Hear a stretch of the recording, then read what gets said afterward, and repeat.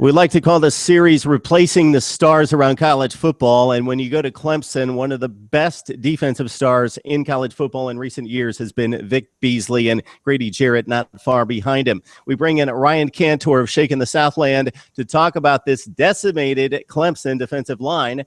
But before we do that, let's look at where these guys are headed in the NFL. And it's amazing to think that 5 of these defensive players off the front line at Clemson are now in NFL camps ready for August. So, Ryan, let's start with Vic Beasley. You got Corey Crawford and also Tavares Barnes at the defensive end position. Beasley goes with the 8th selection to Atlanta. Corey Crawford goes to Washington as an undrafted free agent, and Tavares Barnes in Saints camp. Just talk about the amazing production, starting with Beasley.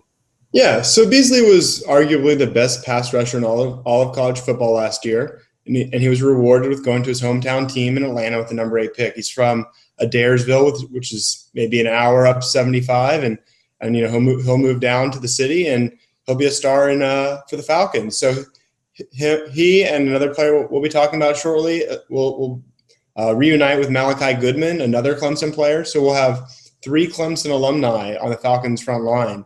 He'll be a big plus for the Falcons. He'll be a huge loss that will be irreplaceable for Clemson.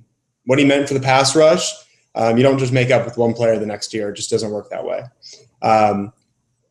Crawford, he was more of a run-stopping DN, set the edge very well, and he'll be missed for sure. He signed with the Redskins, I believe, and you know that's another loss. And if it was just him, you know, you move on. But now we're talking both defensive ends, and then add on to that Tavares Barnes.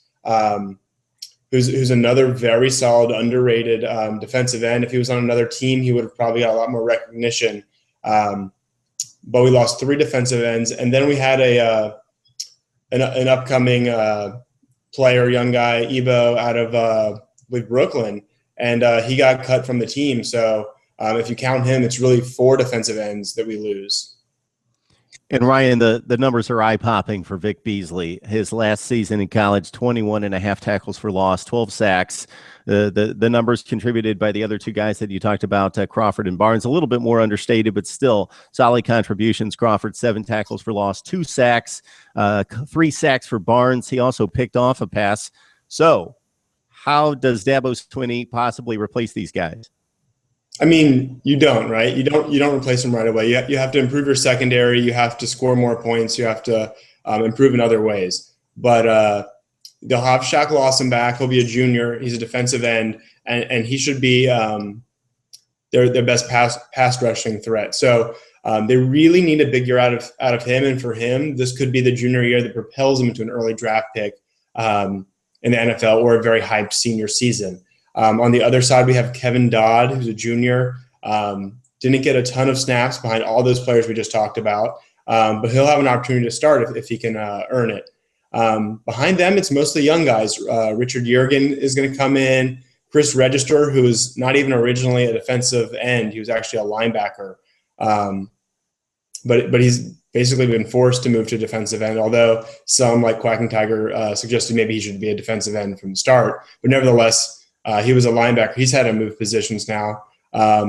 Albert Huggins is another one. He came in. He wanted to play defensive end. They moved him to defensive tackle because they thought it was a better fit for him. They haven't announced it yet, but one would think they may have to move him back to defensive end due to numbers. And then Martin Aiken is a junior. Hasn't really shown as much as some of the other guys or some of the older guys, and then some of the freshmen that are a bit more hyped or bigger prospects. So he may be in the mix as well, but this is certainly a position where Clemson could not take an injury. Maybe more so than the offensive line even is just how thin they are at the end.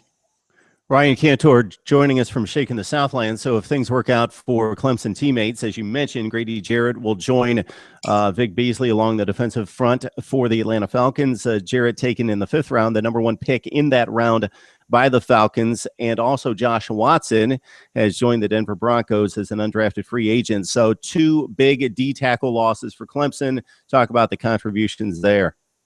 Yeah, Grady Jarrett, Unfortunately, I feel like sometimes he was overlooked because Beasley was such a great pass rusher. But really, Grady Jarrett was the core of that defense.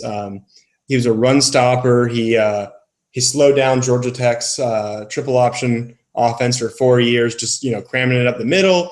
He was actually underrated as a pass rusher. You could see him on a handful of plays getting after the quarterback once against South Carolina outside the pocket, tracking him down.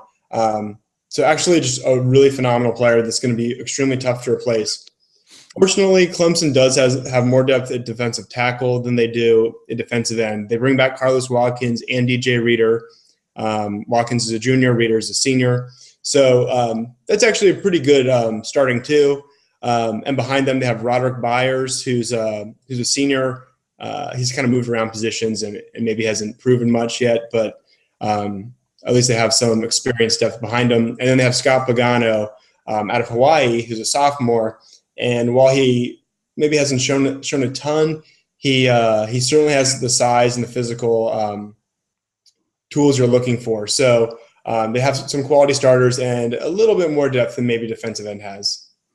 So, Ryan, as you mentioned before we came on here, there was a bit of spot recruiting here along the defensive front. So you had so much talent there through 2014, but some issues going forward. So this Clemson team is going to have to rely on some inexperience and some unproven players with everything that you've got along the rest of the defensive side and at quarterback and elsewhere on the offense. Hopefully this was not going to be the thing that holds this team back from winning an ACC championship. Yeah.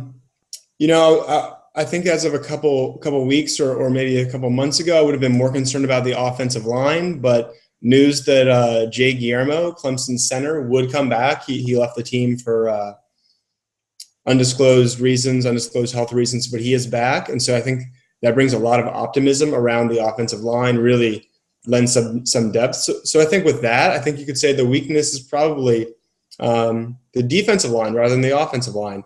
They're going to rely on a lot of young players. They have very little depth. Guys like Austin Bryant and Klein Farrell, they're guys that we probably want a red shirt, and we may not be able to. So we're really going to kind of have to hit on a lot of young guys at the same time, are all going to have to pan out as freshmen for it to work out. Otherwise, Watson's going to have to score a lot of points. He's capable of it, which is encouraging. So we'll have an electric offense, and hopefully the defense is good enough to not require the electric offense. Okay, Ryan, we're just less than 3 months away from kickoff, so we've got Clemson and Wofford then, and I'm sure we will have a number of things to discuss, especially when these guys get to camp around August 1st. Ryan Kantor of Shaking the Southland joining us to break down the Tigers. Thanks, Ryan. Thank you.